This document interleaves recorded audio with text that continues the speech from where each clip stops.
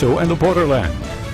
This is ABC-7 at 9 on the El Paso Las Cruces CW. Football frenzy is at its peak, and wouldn't you know, 3 big football stories right here in the borderland. They are developing tonight on social media.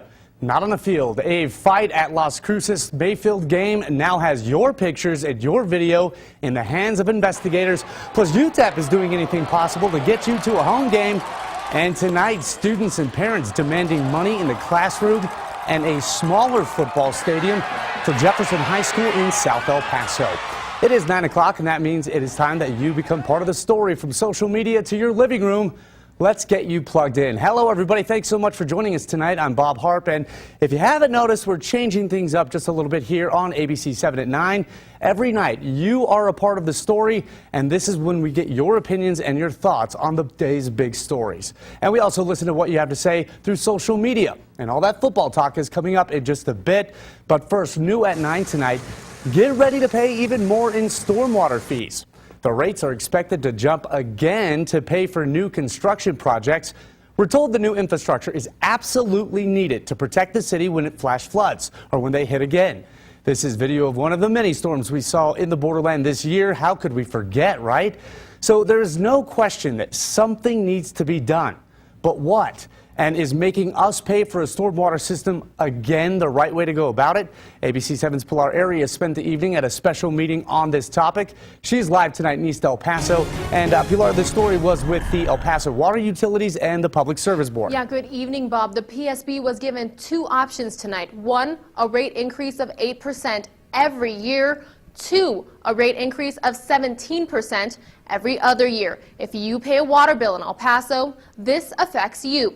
Take a look at how it would break down for what's being called a typical residential customer. The 8% rate alternative increase being urged to be passed by EPWU staff for next fiscal year would increase stormwater fees by 24 cents a month. That equals $2.88 more per year. As far as businesses, for example, a fast food restaurant, the increase would be $1.34 more a month, totaling just over $16 more a year. EPWU took over the stormwater system in 2008, and a lot of progress has been made so far, including dams, drains, and ponds. But the utility says they need more money, especially if they want to be able to begin new projects across the city. Tonight, ratepayers expressed that they do not approve of increases. In El Paso, this so-called floods happen only about say once every 3 to 6 years. And also, I was thinking of recommending to the board or PSB to concentrate more on the flooding on the freeway, diverting more monies to the flooding on the freeway and holding off on these minor projects.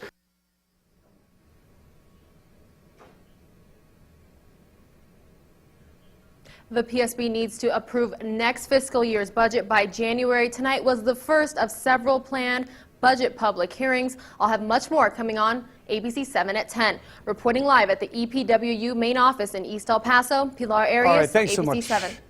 Thanks so much for that, Pilar. We do appreciate it. And while you just saw Pilar out at the meeting, she's hearing from those who were able to make it to that meeting.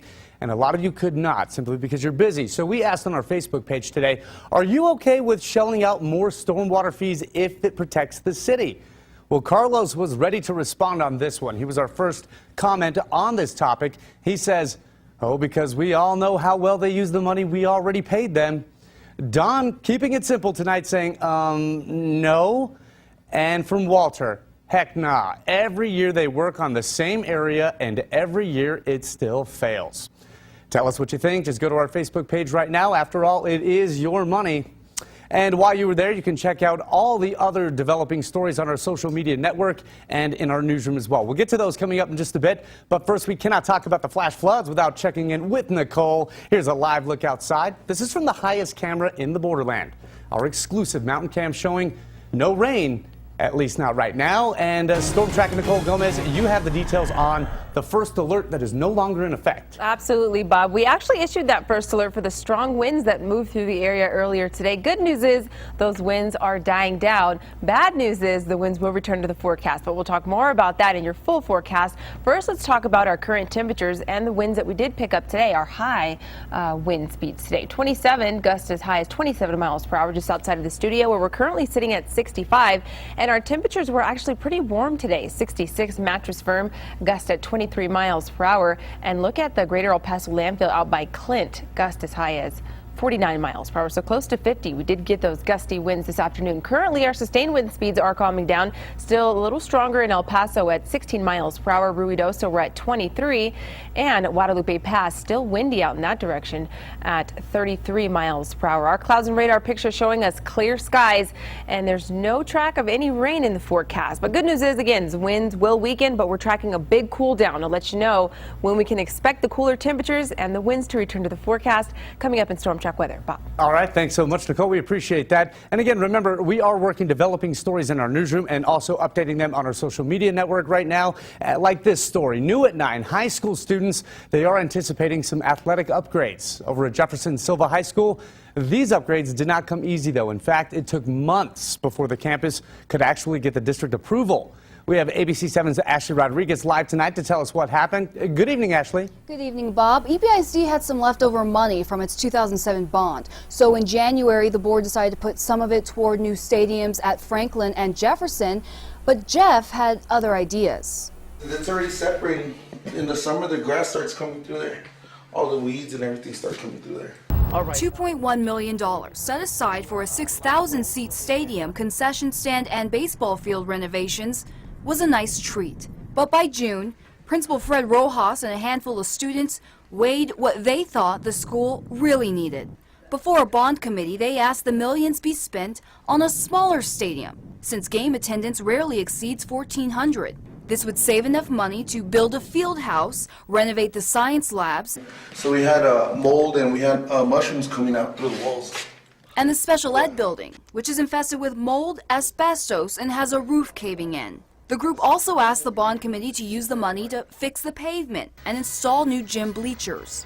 Jeff is the only school that still has bleachers like this. Not only are they not stable, but they're not even aligned, making it dangerous for students who aren't paying attention. It's better to use for the school instead of a stadium. Not many people do go to watch the games, so I would rather use the money for the classes that like a lot of new desks. Having a really big stadium kind of makes it look like no one really cares. The bond committee very quickly said no. Their reasoning was the money was specifically meant for athletic purposes. If Jeff Silva got to choose how it was spent, then every school had to be given the same opportunity. Rojas didn't give up. We've gone 4 times, actually. Now, nearly a year after the money was first allocated to Jeff Silva, the bond committee gave the green light on a 3,000-seat stadium, a new weight room, concession stand, press box, new lighting, and their baseball field will be moved to nearby Henderson Park. Oh, no, you know what? Look, there's still some mold, I believe, right there. But they denied the request to fix up the classrooms. When we first aired this story, viewers were vocal. One viewer commented, "It just seems that when it comes to spending taxpayer money, the stewards of these monies always think they have the best or only ideas." They were listening to us, and we were working together, and I think we came to an agreement, and we just love the fact that they're supporting us, and that we're going to have finally a stadium here at Jefferson Silva.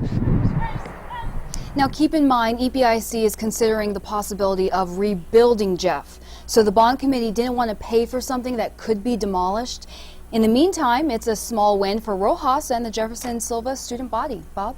All right, Ashley, thanks so much for that. And again, our Facebook already blowing up with that happening right now. We are asking, did EPISD make the right decision to opt for a smaller stadium and put more money in the classroom? I'm actually going through some of your responses right now. We'll have those coming up in a little bit right here on ABC-7 at 9.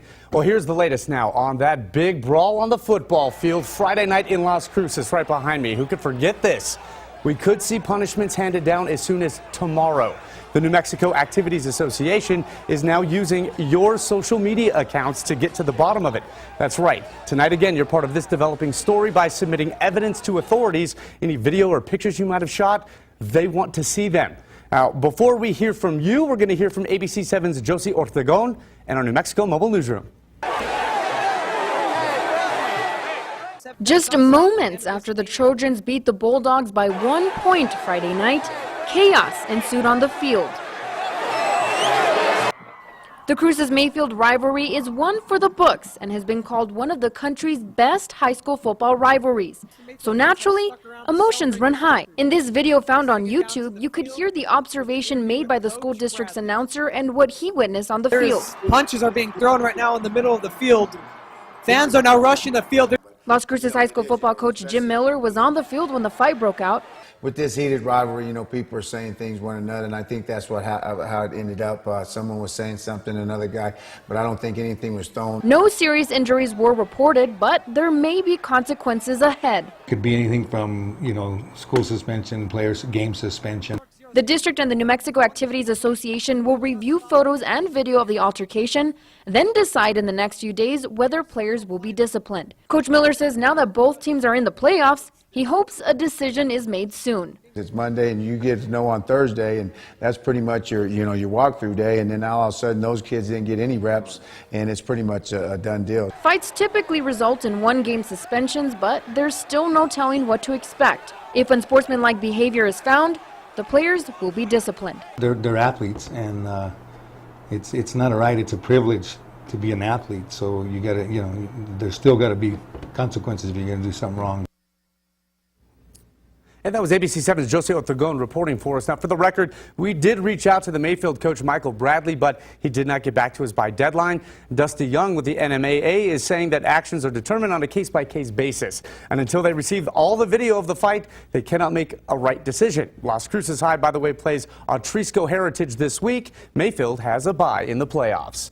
We have this question floating around Facebook and Twitter. It's blown up the web, too. Mayfield and Las Cruces brawl under state review. Punishments by tomorrow? Question mark. That's on our Twitter, and you can find us on ABC7 Breaking on Twitter, and then on Facebook we ask the same question in a different way. Should the NMAA take action against specific students or punish the team as a whole? And in just a little bit, we'll read through some of the comments. Again, complete coverage of the high school playoffs continues on ABC7 throughout the next few weeks. We do have other news of the day today. 2 teenagers shot and killed up in Alamogordo. Also 2 separate crashes, one of them deadly in El Paso. Police are saying one of them happened this morning on the west side of town. And we also have a live look at the city. This is from one of the many cameras that we have around town, showing you what it looks like outside. This is from the tower cam. It's still whipping around with some wind, Nicole. Dying down, Bob. We'll talk about the winds when they're expected to pick up, and I'm also tracking a cool down. Details coming up in Storm Track weather. And this is ABC 7 at 9, where news